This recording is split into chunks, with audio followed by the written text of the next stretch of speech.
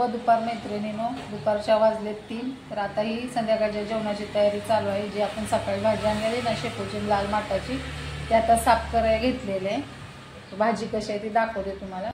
तर हे लाल माटाची भाजी चांगली अशी फ्रेश भेटलेली आहे मला, म्हणून मी घेतलेली आहे.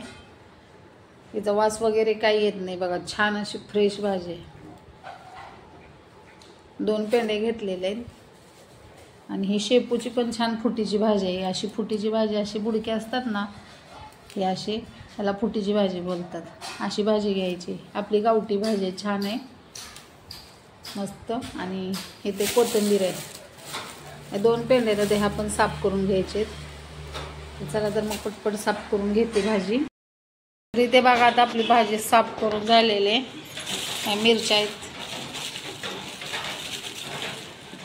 शेपू, हे कोथिंबीर, लाल माटाने एवढा कचरा निघलेला आहे भाजीचा.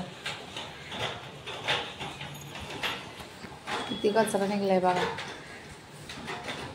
चला आता पटापटी काढून घेते, स्वयंपाकाला लागते. आता 4 वाजलेत, 5 वाजता करायला घेते स्वयंपाक. 5 सव्वा 5ला भेटू नंतर.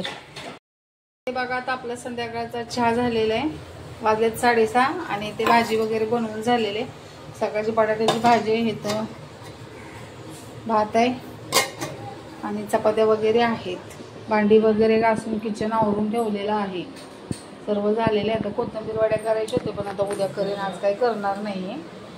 माटाची भाजी वगैरे आज केली. हे शेपूची भाजी फक्त केली, माटाची भाजी उद्या सकाळी. चला तर मग बाय.